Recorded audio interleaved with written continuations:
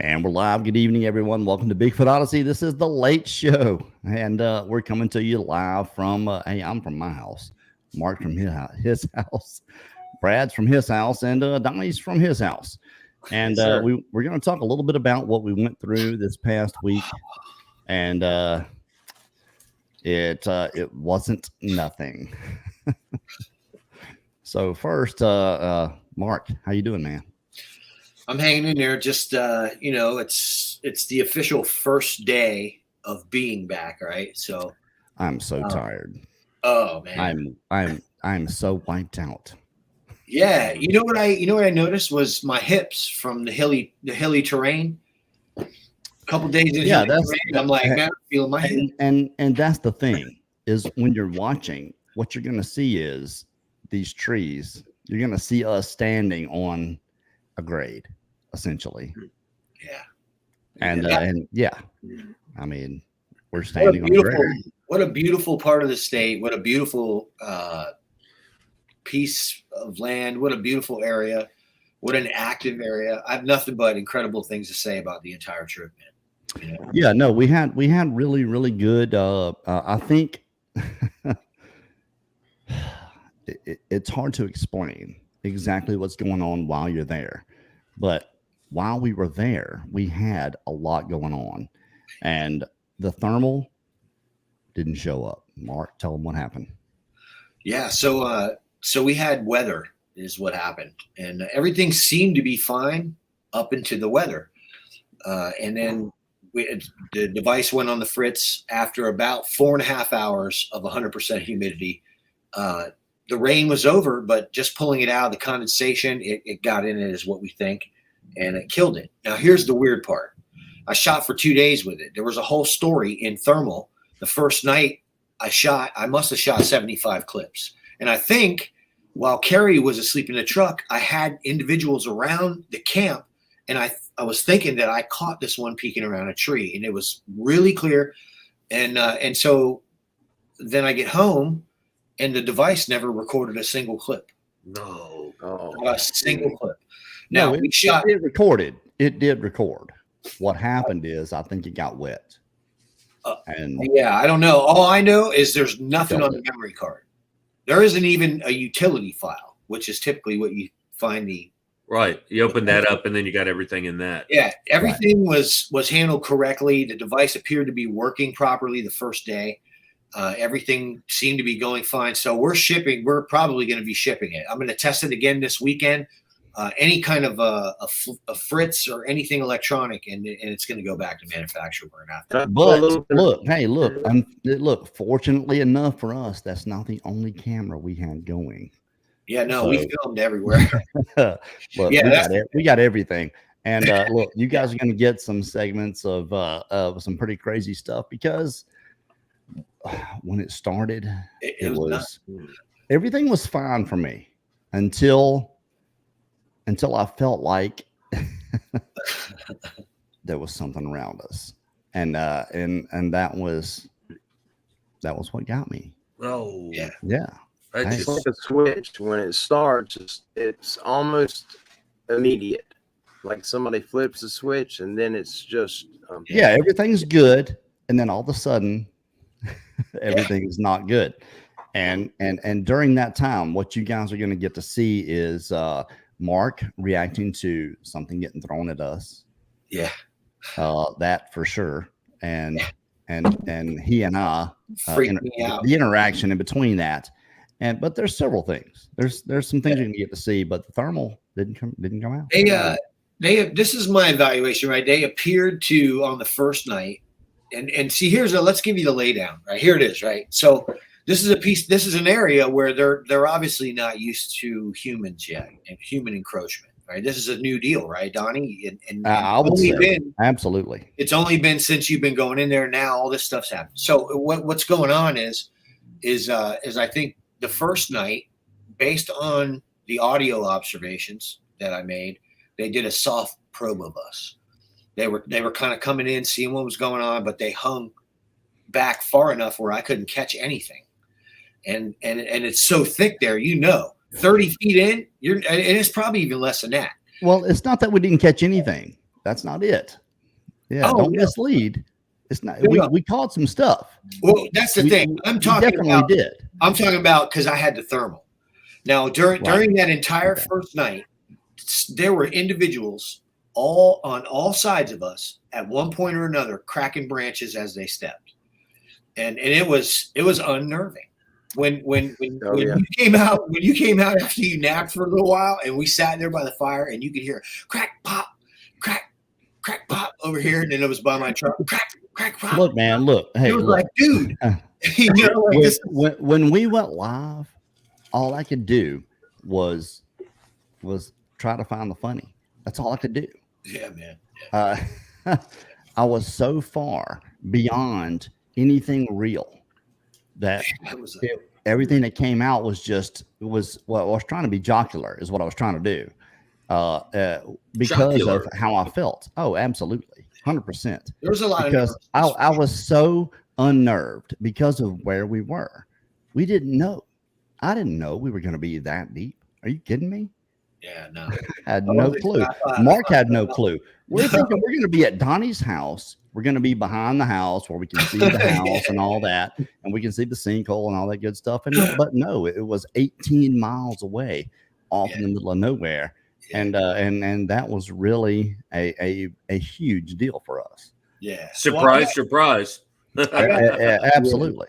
I thought the coolest part for me, I'm kind of used to the whole nighttime thing and then them coming in and everything. So for me, that's like, you know, that's not the cool part. The cool part for me was going with Donnie to when we walked in and we went to the area of one of your encounters when you were with Matt Williamson, and we were standing in the spot, the probable area of where the creatures stood is the way you put it. This is probably where they were standing, man. We were right over there, and we just glanced around and the hair was hanging from the trees that right then and there.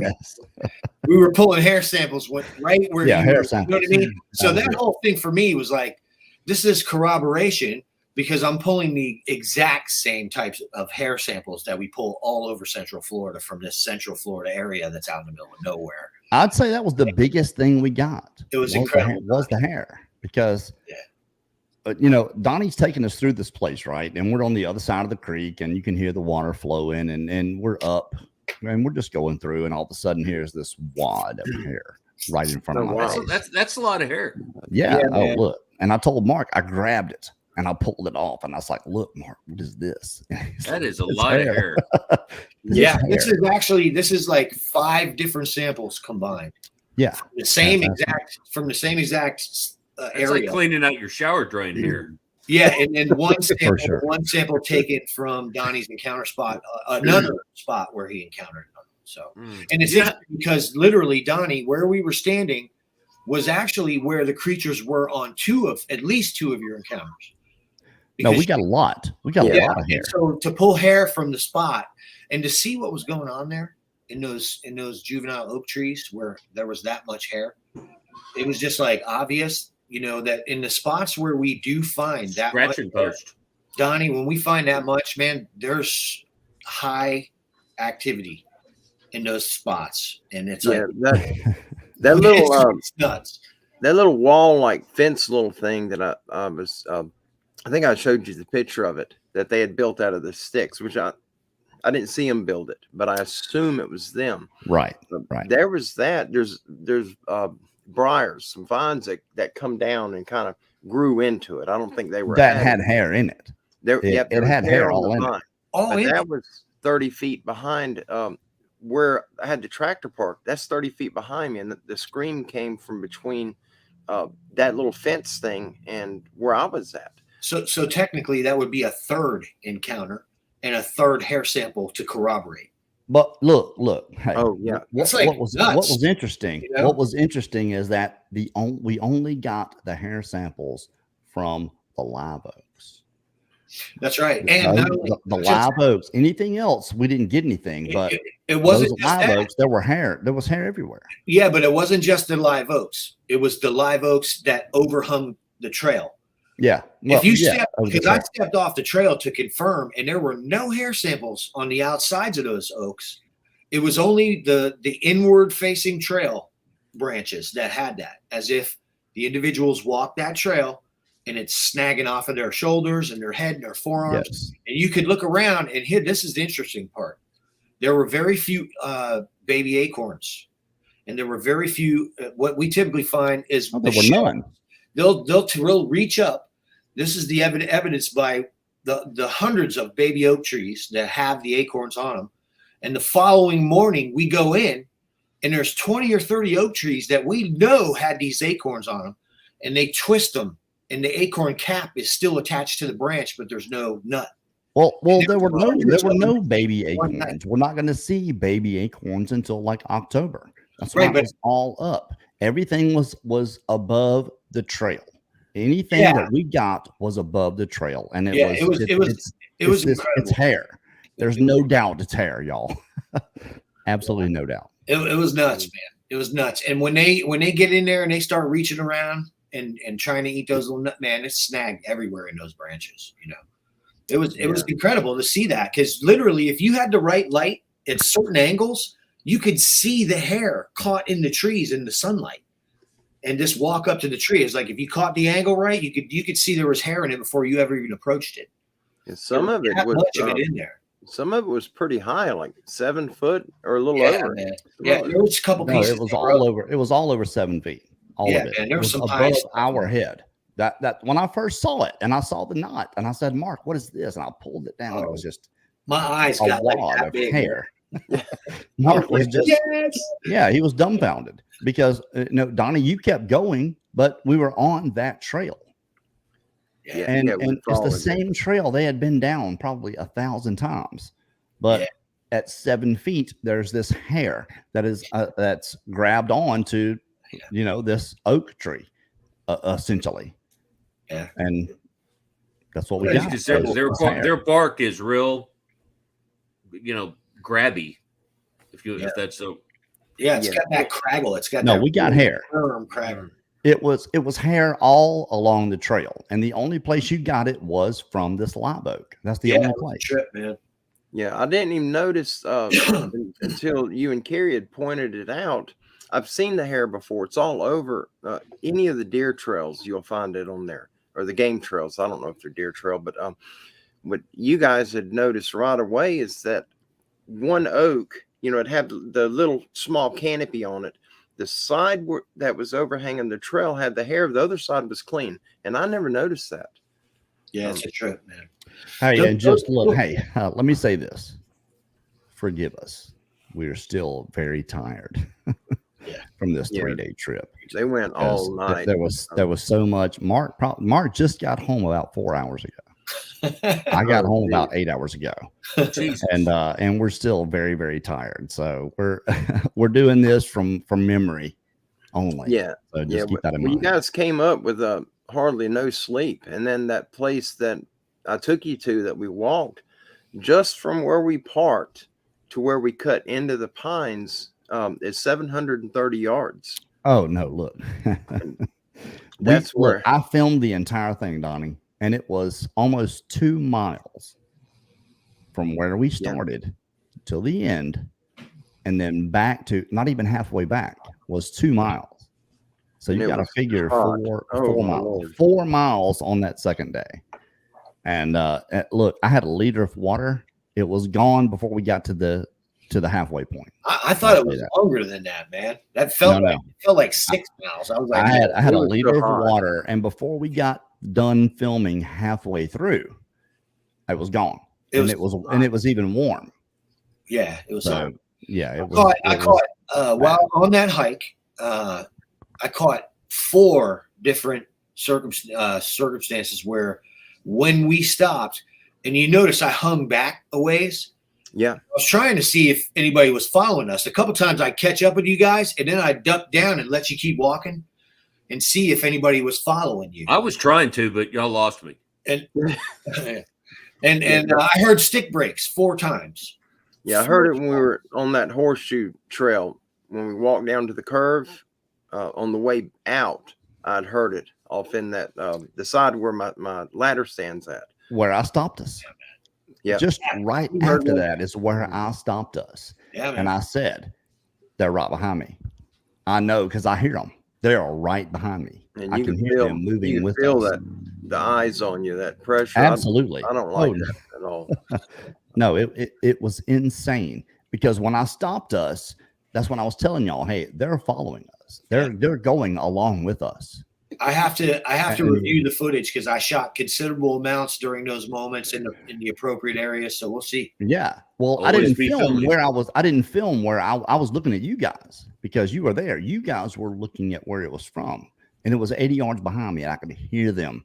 I could hear it. There was no doubt that we were being followed. Yeah.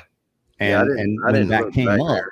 that's when I stopped you guys and said, "Hey, look." It's interesting to me, that I consistently hear stories about the single individual, including Donnie, and that's why we're in there, confirming one of those parallel follow out or escort out situations. And it's interesting to me that the lone hiker seems to be the victim in this case most of the time, one or two people. But you get four guys, and it's like they kind of hang back, a little bit. You know what I mean? Like, because it wasn't to me that obvious. I had to stop and really, really get into the environment until that last incident. Like the one you just described, it was kind of obvious. But before, no, when you see the footage, you'll see.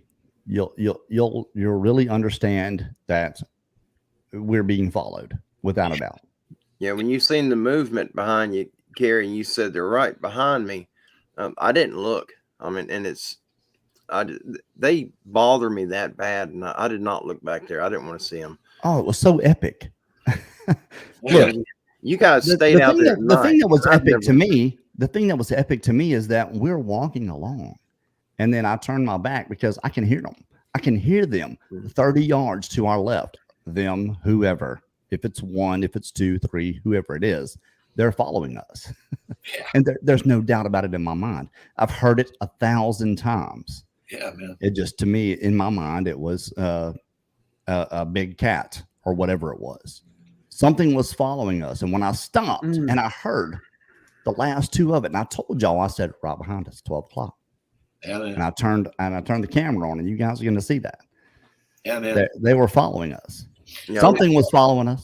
I can tell you this right now: if they made a mistake, we got them, and that's the thing. You know what I mean? Because we can definitely, if we have an idea of the general area, we're gonna get them on film. Oh yeah. Just I haven't reviewed. I haven't reviewed that much, but what I know is that while we were there in that spot, and I heard that, and I stopped, and I said 12 o'clock right behind me. Yeah, there was no doubt. To me. There was no doubt.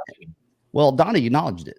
What's fascinating too is that is again a completely different area, and so what we're seeing is this entire area is just, there's a lot of activity in this area, man. You know what I mean? It's like it's almost anywhere you go. From the other spot, which was miles away from the other spot, which is miles away from that, this and that. So yeah, it's the same distance from my house to the property as it is from the property to that location I took you to. Yeah. I wanted to ask you something. I don't know if you were going to reveal it, so I'm not going to mention what it was. But when Carrie was taking a cat nap and me and you walked down the creek, you remember what we spotted on the opposite side of the creek, and you jumped over and checked it out? Yeah, I got a picture of it. Would you like to see it? Yeah, if I would. Since I wasn't there, I'd love to see it. We got basic tool usage. Wow. You can see where it was digging here, and there's the stick. Yeah, to the left of your finger right there is where it was digging something out of the ground, and we spotted that from across the creek, and it had mud on the end of the stick clumped up. Yeah, man. Yep. Going for grubs. I just thought that was really fascinating to find, and it's the exact same type of thing that we found in Myakka, Martin County, Palm Beach County, the Big Cypress Preserve, 3 different spring parks in Central Florida, and now yours. Did you happen to smell that stick to see if it had that nasty stench on it?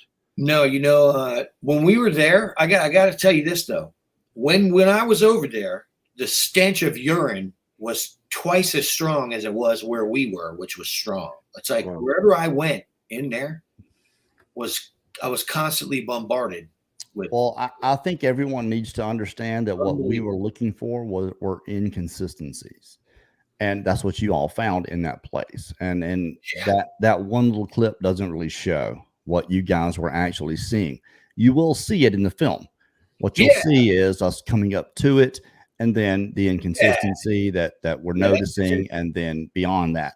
It's like, if you look at this right here, right? It doesn't show the track is 16 inches long, but it doesn't show the terror that Carrie and I felt having just left 5 minutes ago from our campsite, and only to find that next to the fire when we returned.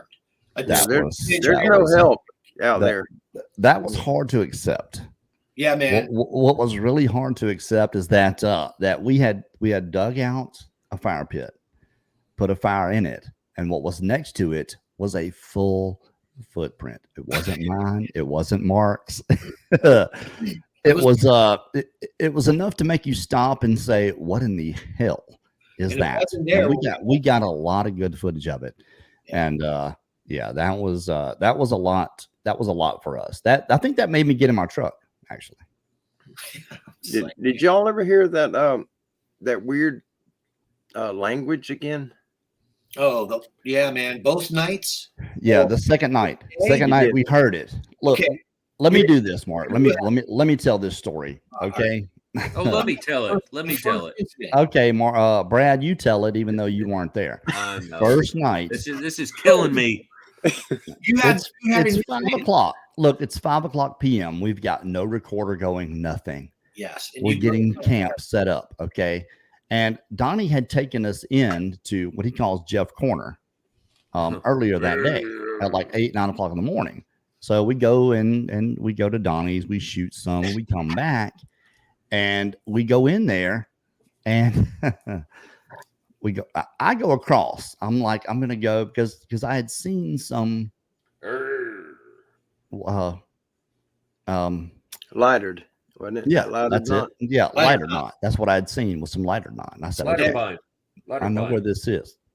Well, as I'm going in, I hear what I think is dogs barking, but it's not. It's more like it's talking. Without a doubt, it's talking. It stopped me in my tracks, is what it did. And if I hadn't known where I was going already, I would have turned around and come back. But I only had to go about 10 feet to where that lighter knot was.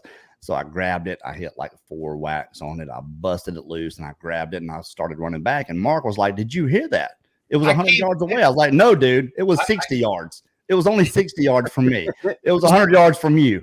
It was 60 yards from me, and it was somebody talking without a doubt. It was words being said." Yeah, you said, "I'm going to go get this wood." And I was like, thinking, does he want to go do that by himself? And I was like, I guess he's all right. And he's got the axe. And then I had my pistol. I went back over by my truck, and I'm standing there kind of watching you, and you made it through the thing. And I'm like, all right. So I go standing over by the tent, and I'm having a little bit of a drink there.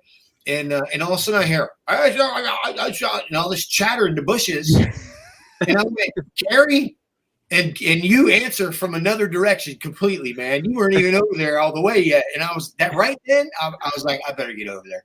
So I started. No, we were 40 yards apart, and Mark comes running. He comes to my aid, right? And before he gets there, I've got a hold of this big log, and I'm dragging it in. I was like, no, dude, look, whatever it is, it's 60 yards over there. Let's just keep going. Yeah, come on. Let's just go over here and let's see if it keeps doing what it's doing while we're over here together. And it didn't. It did nothing until later that evening. Yeah, yeah. I heard that. I heard that every day. I wasn't there when that happened. For those watching, they were there by themselves. It was epic for us because I was 40 yards from Mark, and he said it was about 100 yards over there. I was like, no, it's like 60 yards, but I was 40 yards further in, closer than he was. So yeah, so we got the same thing, but once we got back, and things really calmed down a lot. We had plenty of firewood. The fire was up, but we still heard some voices, and hopefully, you guys are gonna get to hear it. It sounds just like what you had imitated just a second ago. It sounds identical to that. When I first heard it, I thought dogs. It's dogs. Yeah. When I first heard it, it was dogs, but then it was You know, it was that idiocy, you know, that stupidness that there's no way it's anything but someone talking. And when you guys hear it, you're going to see why we are on edge, even still to this day. Yeah, and there's nothing out there. If something happens, you're out of luck. That's right. You're out of luck. And we did not prepare for SOL. that.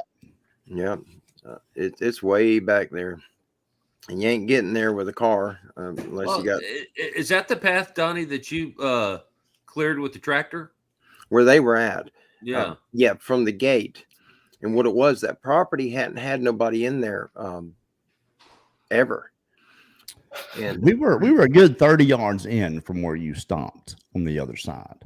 I think that's the real issue, is that we never got into the open from the other side. Is that if you were coming in from the other side where you got stuff thrown at you, we were 20, 30 yards on the other side coming in from the other way. yeah, of the creek. Yeah, But there was so much stuff happening. We didn't make it to that point. There was so much stuff happening. We never got to make it to that point. Yeah, where it opened up and we got out of the forest a little bit. We could see some things because it was like we were literally pinned down behind the creatures. Yeah, it's like the force is with you. Now the force is not with you. That's exactly what it's like. Yeah, I leave if I hear that talking, and if it's close, I leave right then. If it's far off, I'll just go up to the car and I'll hang out for a little while. It's stupid. Well, I just want to say that when you hear that talking, it is just the dumbest stuff in your brain ever. Yeah, it's insane, is what it is. Well, it's interesting because you gave a really good description on camera in one of the interviews I got from you, Donnie, about how it sounds like two voices combined almost. You know what I mean? No, it's like 4 or 5.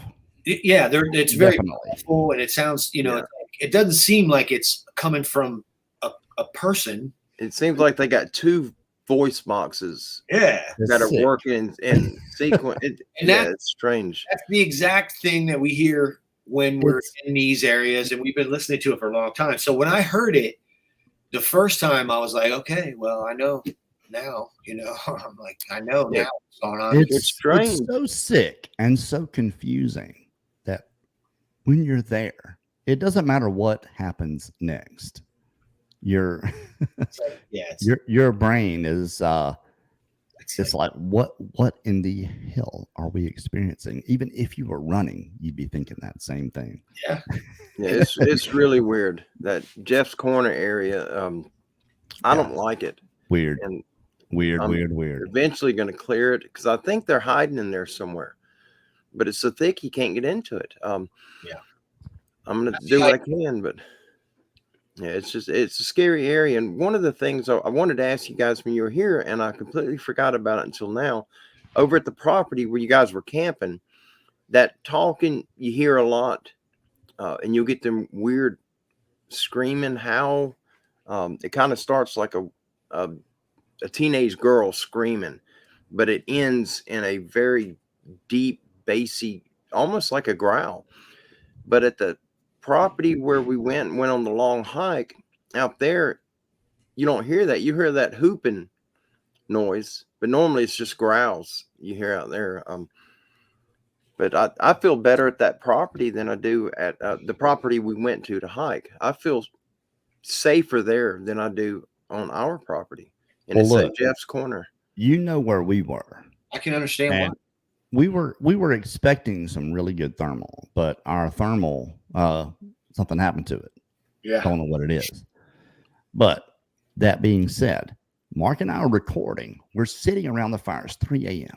It's so early in the morning. And something hits the ground. Boom. Right beside Mark's foot. And he jumps. And he's run over by me. He said, hey, they're throwing rocks. You can hear what he's saying. They're throwing rocks. They're throwing rocks. Yeah. And I'm like, I'm fully aware.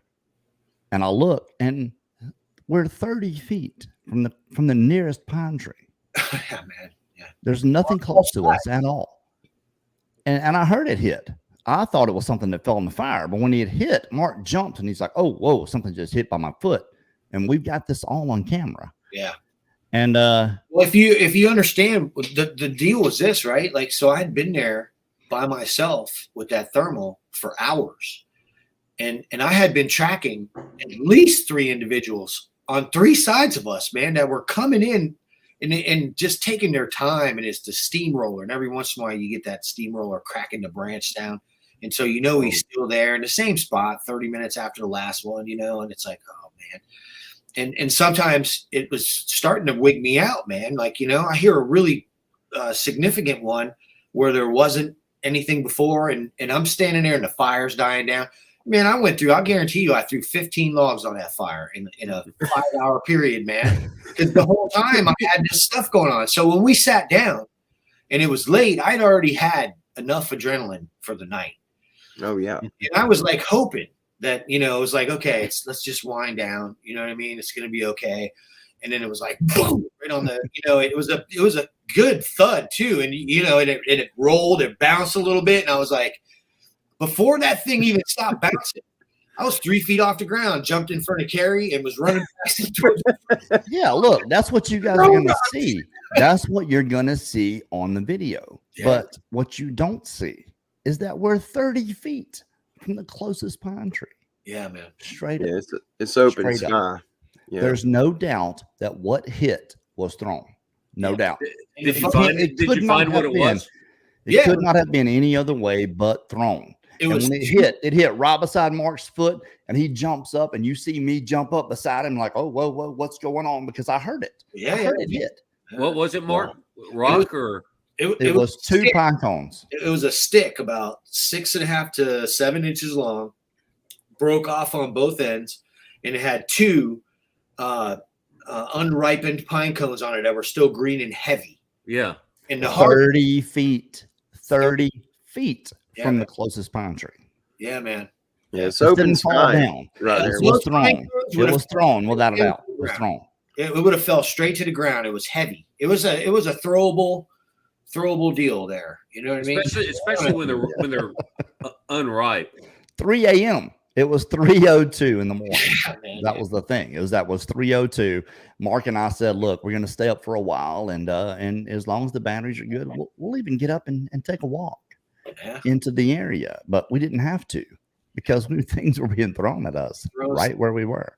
Yeah, and it's interesting because it got to the point for a while there where I would hear it and then push a little bit forward, and you could hear. If you came too close to the tree line, the retreat. And then when you backed off a few seconds later, you could hear the individual moving back up to begin watching again. Yeah, so I don't think they were I don't think they were prepared or expecting you guys to go toward them, because every time I have activity, I leave. I don't stick around. I'm just scared of them. I couldn't do what y'all did. And it happens, I'm out. I don't know how I did. Yeah. The one thing is that happens a lot is you end up with something usually on the hood or the roof of the car, and it's always a rock. It's just a little, it's small, and it's not thrown because there's no dirt, there's no dent or ding. It's just a rock could be sitting on it. And my little Honda car, it can't pull itself out of a grease puddle. I mean, if you were to punch it, all it do is make noise. It wouldn't spin. So there's no way I spun a rock up on the hood, but that's happened a bunch up there. Wow. And it's that doesn't surprise me, man. It's an active area from what we can tell. Look, hey, there was something definitely active about it, but before I had gone up the hill and gone live, some things had happened. We had definitely been through experiencing things being thrown in, and when we went up the hill to go live, it was when you watch it does no justice whatsoever, none. Yeah, I thought you guys walked up the hill because I didn't know you did that. No, we drove up there. We drove up to do the live. Yeah, 100%. I watched it yesterday. I didn't know you actually did one that late, and I seen it yesterday, and so I watched it, and I was sweating bullets listening to you because I thought you guys walked up there, and Man, that's crazy. That's a long walk in the dark and uphill. No, you're talking about hours from the time we started No, the live until we started getting anything significant, yeah, which was kind of halfway between being up where we could go live and where we were. So there's a lot of stuff that everybody missed. If you were live with us, you missed a lot of stuff because we just weren't able to go live until we got to where we were. There was so much stuff going on up until then, but you'll see that all in the film. yeah. Yeah, it was interesting that we had someone in the forest playing games with us again. I'm going to throw this, and then you try to see where it came from. I'm going to do this, and then you try to come over here and see who it is. And it was like over and over and over again, as if we had children, messing around with our campsite. And it's interesting because if you just sit there and allow it, they'll just start throwing stuff to get your attention. So it's obviously going on. That's exactly how I would say it's children. Someone was messing with us before we were able to get to the point where we actually went live. There was so much stuff going on in between. Yeah, for sure. Yeah, I was so afraid that y'all have that. There was going to be a big limb or something put on Mark's tent. I was so afraid of that. And then when I was up there and I had to leave, and then that's what Carrie said, something about a tree being put on your tent. I thought, oh my God, because I was thinking. Hey, look, it was like this over the tent already. It was really low. Yeah. So Carrie, it wouldn't have taken much for them to push and put the thing on the tent. So I have the starlight holes in the top of my tent, and I watched the top of that tree and listened. And I got very little solid sleep that first night, man. I think I might have got an hour of I was not confident there was a tree over my tent. No. What's funny is every time I tried to go to sleep, if I woke up and looked over, Mark was standing at my door. Yeah, he was right there. You slept in your truck though, didn't you, Gary? Yeah. Oh, yeah, I did. So did Mark. Yeah, okay. But I'm talking about 2:00 in the morning. Yeah, 2 in the morning, and I'm wake up and I look, and there's Mark standing there with the light, and he's shining, and he's like, "Carrie, there's all kinds of stuff going on around us right now, man. You need to get up." I'm so dead. I'm like, I roll the window down. I'm like, what's happening? He said, "Carrie, get your ass up right now." So I get up. I get up, and I'm waking myself up, and I get up, and there's all kind of stuff going on around us. Oh, it's epically nothing. That's what it is. It's like it's that you don't know what's going on, but you hear these things. And our thermal is gone. He turned the thermal on, and it went to nothing, and it's like, oh well, we lost everything. Because we didn't know that until he got home. But that last night when he woke me up and I got up, it was a confusing time. I'll tell you that, because things were being thrown. There was a lot going on. You're going to get to see it in the film for sure. Yeah, it's just funny because he wasn't there for the buildup, and the buildup. The buildup was 4.5 hours of me listening closely and then charging the area of sound around the campground. So here I am starting all this junk, and then when it got to a fever pitch, and I was like, I can't be in this alone anymore, man. This is too much. There's way too much going on. Yeah, wake up, Carrie. Wake your ass up. Right. I got a little nervous that first night when I stayed with you for a while. When Carrie went to take a nap, we were hearing stuff. It sounded like that night. That's the night I'm talking about. That's it. Yeah. Well, then you punched the throttle on the truck, and that just kind of pushed me over the edge. I wasn't expecting it. I remember that. And Mark said he's asleep. He's sleep driving or something. You had that thing. I was not asleep. I was hitting because if my truck's a diesel, so if it idles, it doesn't get cool. I've got to hit the gas for it to get cool. So I was hitting the gas so cool air would come through. Yeah, that's what that was. Yeah, I wasn't asleep. I was awake. We were focused on them footsteps, and then that turbo kicked in, and I was not expecting it. I was trying to hear where the steps were going, and then that truck took off. But that shook me up a little bit. Well, look. He looked over. To say the very least, there was something around us making noise. and keeping us in tune to where we were. It wasn't like we were just there and it was frogs or crickets or whatever. No, there was something going on around us that I can't explain. If you guys can explain it, I know I got the audio of it. I know I got that much. But if you guys can explain it, more power to you.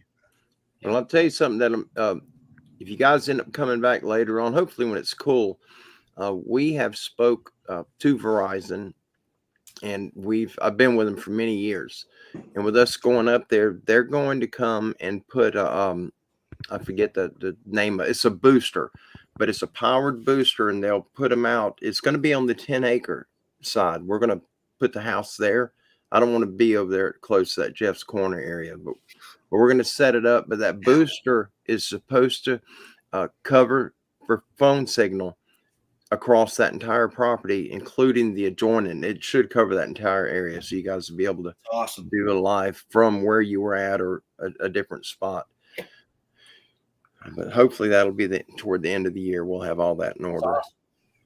And that'll definitely change quite a few things over there. You know what I mean? Oh yeah, yeah. I'd feel better because I've had phone failure up there. That's regular. I've had GoPros act up. 2 GoPros, and both of them, I mean, they gobble up a battery in 5 or 6 minutes, and you take them out and they're fine. But you get that Jeff's Corner is just something strange about that. It's not just we had problems with the audio recorder. The first night it reset itself and it kept shutting itself off, and I couldn't figure out what was going on. And then we tried it again and the batteries worked. So we switched memory cards, put some brand new batteries in it anyway, and I only got 5 hours out of it. It shut off again after 5 hours. So there's something going on out there because I lost 2 devices, period. I lost the thermal. I had nothing but malfunctions with the audio recorder, which is strange because it's never malfunctioned before. But they're both high-end units. Your thermal and your audio, those are high-end units. Yeah, they're high-end units. And here's the other thing. We've been in with the creatures, and the thermal survived beautifully last time and shot good footage of the creatures. So I was expecting the same type of performance this time, but it was interesting how it happened. Hey, you guys, look real quick. I want to say this. Jack Milton, there was $5, and there was another John 3 that came up. Lathis, that's $25. That's going to be going to Sisters of the Moon. Now, we're going to put a link in the description. Every time you guys send us money here, YouTube takes 40%. Just want to tell you right now, YouTube is going to get 40% of whatever super sticker or super chat or you guys give us right now. But if you'll go to the link in the description for Sisters of the Moon, we're trying to get them a good thermal. So everything you guys want to give us here, just hold on to it and give it to them there. And it's like $3,500 to $4,000. So you guys that do this for us here, John, thank you so much for that. Obviously, everything you give us here, we'll take, whatever YouTube doesn't take, we'll take and give the rest to them, obviously. But Sisters of the Moon. Sisters of the Moon, we're trying to get. They're in Vegas right now. Yeah, they're just the next one in line. Awesome. For Bigfoot Odyssey, we try our best to help everyone we can to get what they need. We've got what we need. Sisters of the Moon need this thermal. So everything you guys send to us is going to go, like 40%, 50, 60% of what you guys send to us is going to go to them. But there will be a link in the description for Sisters of the Moon for you guys to donate. And we appreciate your help so much. Thank you very much. Yeah, absolutely. Can I throw out a prayer request for somebody right quick? Yeah, for sure, man. Yeah, for our brother Danny Church. He's part of your family here on YouTube, and he's part of ours. Yeah, I know Danny very well. He's dealing with a health issue right now, and if you guys could just throw some prayers out for him. He's just a great man. He's a brother to all of us, and we've been in contact for a long time. But I talked to him today, and he's dealing with something. It will pass, but it's going to be a rough ride until it does. So if you guys would, please send a prayer out for him. Danny, just know that the Bigfoot Odyssey family is behind you and praying for you, buddy. Reality.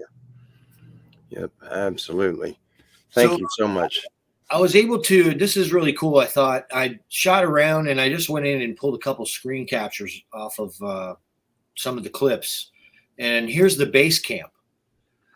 Now, keep in mind, guys, this is 9 miles in the middle of nowhere. Whose tent is that? That's mine. Boy, that's fancy. 9 miles in the middle of nowhere. Huge. And that's Carrie's truck parked Looks up like, beside there. Looks And like South Alabama. Carrie's building a fire also. Yeah. Yeah.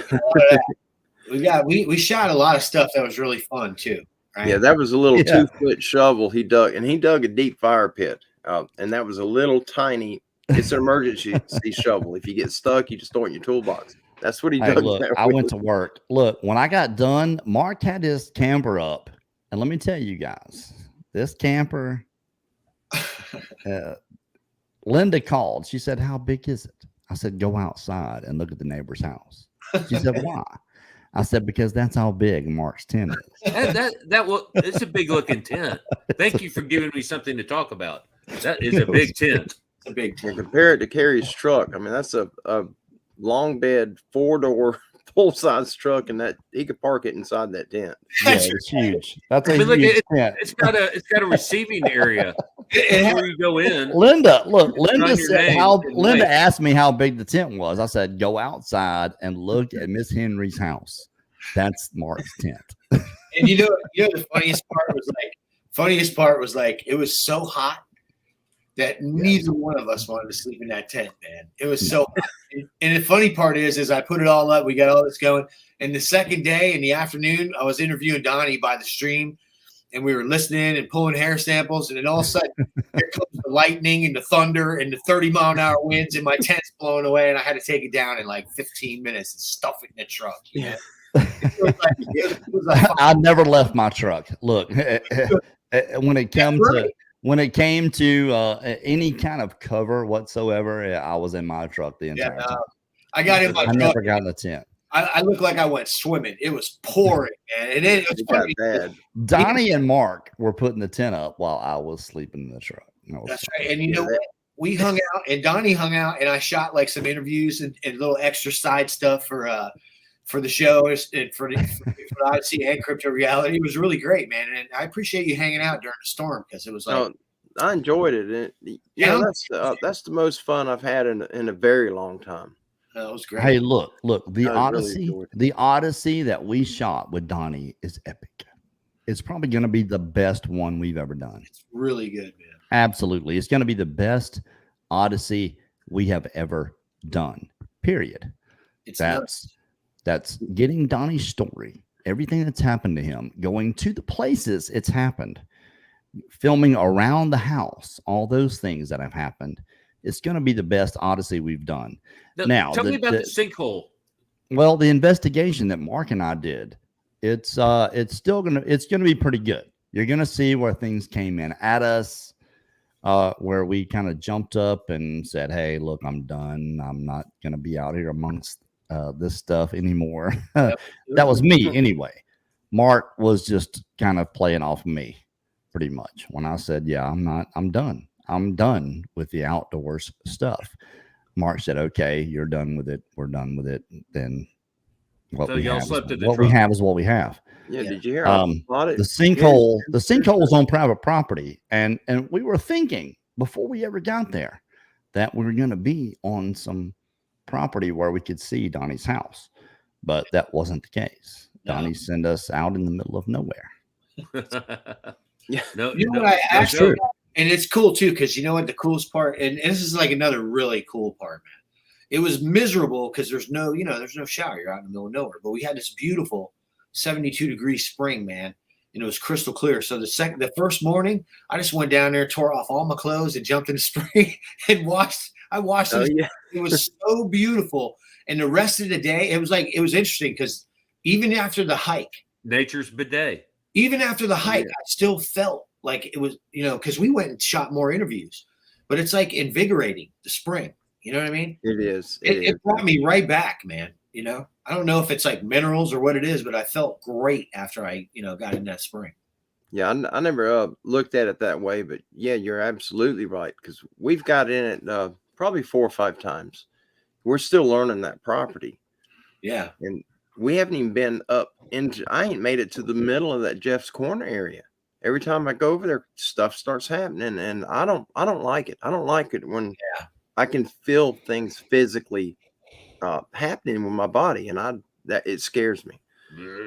But I thought about you guys and where you're going to camp, and here at the house, we're right on the highway, and I don't think you would have got any good footage at all.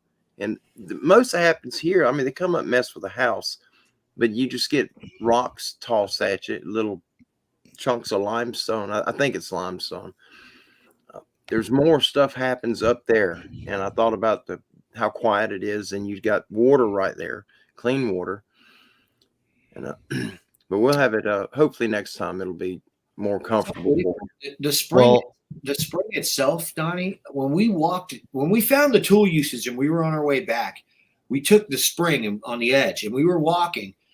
I found 3 spots. And one in particular was a branch all the way across the water had been broken down, and it was fresh.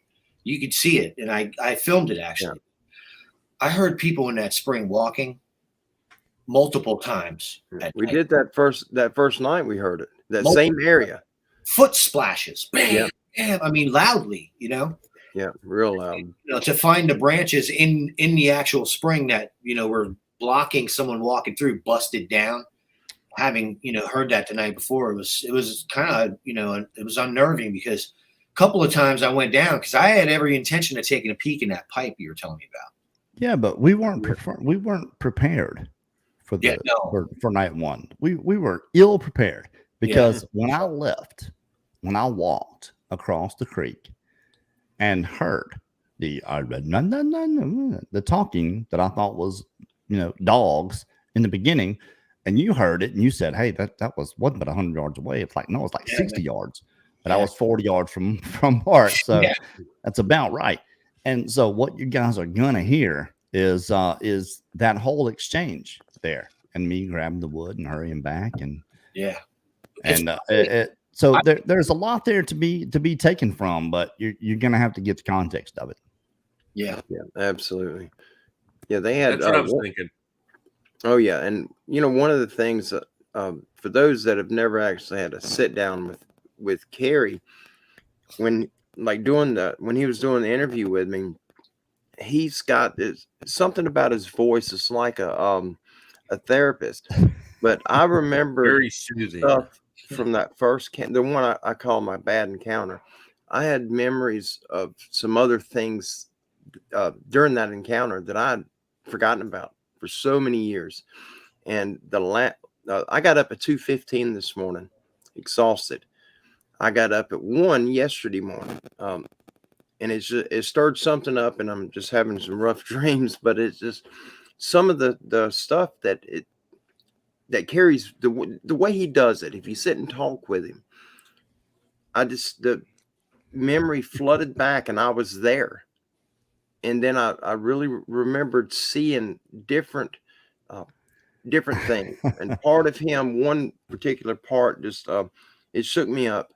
And I was explaining to him, because he said, that 7 short mag would have absolutely taken him out. And I just remembered what I seen looking at him, and his skin, and it looks like armor.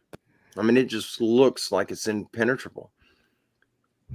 And it freaked me out. I got really scared there for a minute. And it's almost like Kerry's voice to do that to you. He's just got a way that he talks. But it's not your voice is scary. No, it's not my voice. But I will say this. We got to a point where Donnie broke down.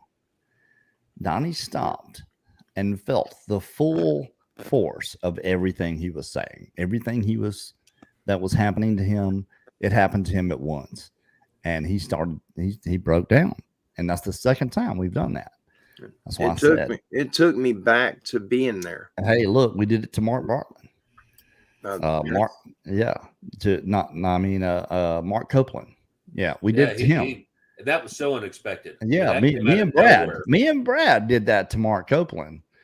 And we did it, and we happened to do it to Donnie Miller, and he broke down. And that's why I say we're kind of like 60 minutes.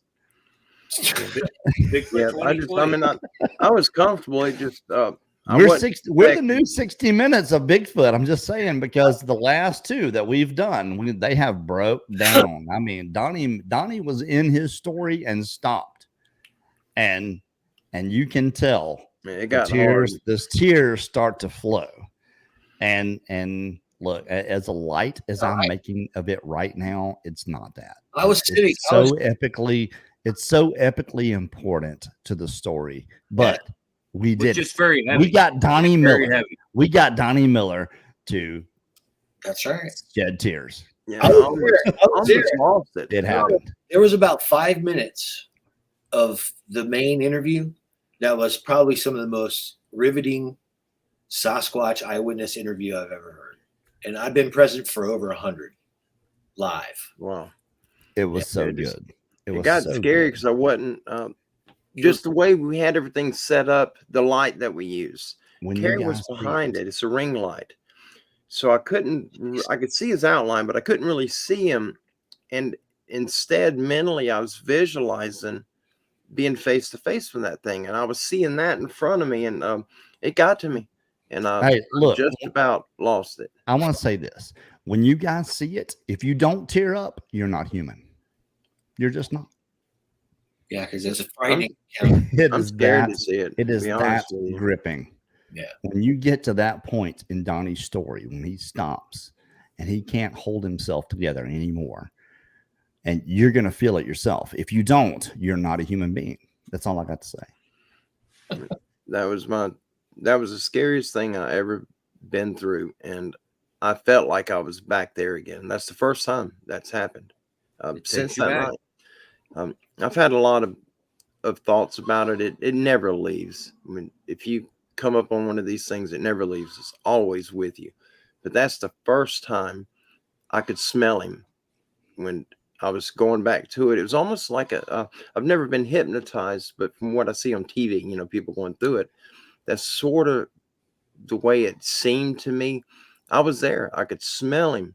I could feel the wind from his fist, and that got. That was just Asky smelling. Look, we got lucky enough that when we got to those points, Donnie took over. He did, because I was steadily asking questions to get to that point, right? And once he got there, I didn't have to say another word. Yeah, it just overpowers the entire interview. It sounded like it just flowed out. When you guys see it, you'll see exactly what I'm talking about. Yeah, it was. You're going to comment on it. If you don't comment on it, you're not a human being. It was just all there is to it. When it started, it was just Carrie was asking me, and I was trying to remember the exact details of that part, and it just got to a certain point to where I seen the ground, I seen my steps going, and I was back there, and we were all back there, dude. We were all there. We were all there. That's what I'm trying to tell everybody. When you get to that point, if you don't have anything to say about it, you're not a human being. That's all I got to say. So you might as well say something about it right then when you guys get to it, because it's going to grip you right then. I'm glad I got it out, but that the thing I was telling you with the chest, I never remembered that. Wow. But I remember it was like I was there again. And that I remember that being we were all one of the there, Donnie. Main points why pulling the trigger was not an option. I was not about to even attempt it. Look, we were all there. We were right there with you. And when everyone sees what we recorded of you telling what happened then, they're going to understand even that much more. It was so gripping, and I was tearing up. That was the thing, is that I was just trying to hold it back, and I was just the tears were just rolling down my face because I felt that much for you while you were telling it. And for the Odyssey and the way it rolls, it's such a beautiful moment. It really, really is. And that's the best I can say for any of it, is that it's just a beautiful moment. It is so emotional, and it's just Donnie telling what happened, and you can tell the way he felt in that moment, because it hit. You could see it hit all of us. We couldn't stop it. We could not stop it. It was that good. That's how good it was. It was. Oh my God. There was such a load when you got finished recording that session. I physically felt like I had 20 pounds off of me. I bet you did. You had to. You had to, because I know I was digging deep. I was digging into stuff that I know you didn't like. Now, I could tell you weren't really liking where I was going, but I wanted to get it all out. And when it hits, when you can feel that moment, it just hits you. You guys are going to get to see. It's always been a memory. It's always been a memory of a video. And I've always, when I think about it, usually if I'm in the woods or if it's hunting season and I hear something, that comes back and I play it in my mind. That was the first time with you, when you and Mark were in there filming, that was the very first time that I went back and I was there. It wasn't no longer, I was watching a movie. Yeah, no, you can tell it, Donnie. You can tell it because I told Mark, I said, this is going to be epic. Just wait. This whole thing is epic. Just watch. Yeah, it was scary being back there. I've watched it on film already. It's epic. You guys are gonna really, really be into it. I'm glad. And then the stuff we show on the back of it, where we went and the things that we showed, and the story that's on the back of it.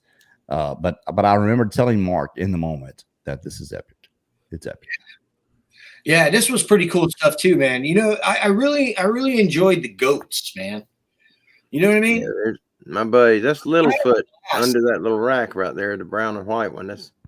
Now this one right here, I'm uploading this other shot because I want to show you something. I was going over a little bit of footage this afternoon of the goats. And that's nothing. That's nothing. Listen now, your boy's got a tick in his nose right there. If you look inside this in this frame, he's got a little tick. So I'm just letting you know. And this is the one that you love petting. Yeah, that's Goomba. That's the one with the horns. Okay. Yeah. I saw he's got a big little tick. I was like, oh, man. Yeah. Goats are really bad about sneezing. They call it snorting with a goat.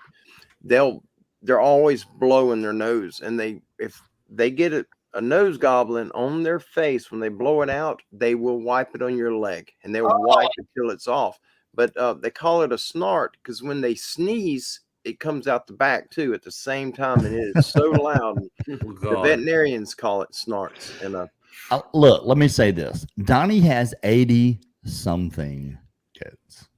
Yeah.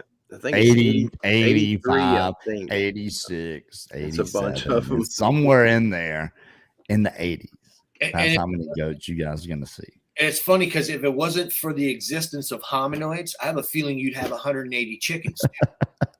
Oh, yeah. And we have a lot of chickens. And, we had a crazy thing happen. After you guys left, one of the little goats, he got sick. And we had to take him to the vet yesterday. And he was on death's door. And so I had to leave Kim and Munchkin, the little baby, there. And I'd drive back home and get the one goat. I don't know if you remember Rain Goat. He's kind of a medium-sized goat. I had to load him up, take him to the vet, and they had to do a blood transfusion on the baby. And we got him. We picked him up about noon today. And Rango, they're both doing good. But we almost lost him. I'm sorry to hear that, man. It's a barber pole worm. Which little one was it? There were two black ones, Tonka and Munchkin, and Tonka's got the white stripe around the midsection. And Munchkin's, he looks like a German or a Rottweiler. He's colored like that, but they're little tiny.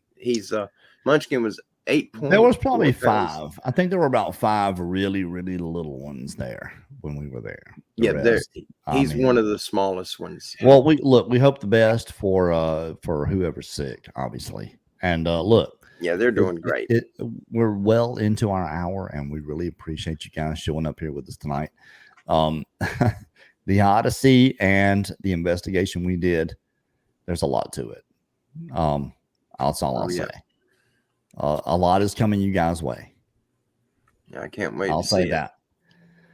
I personally, I felt very,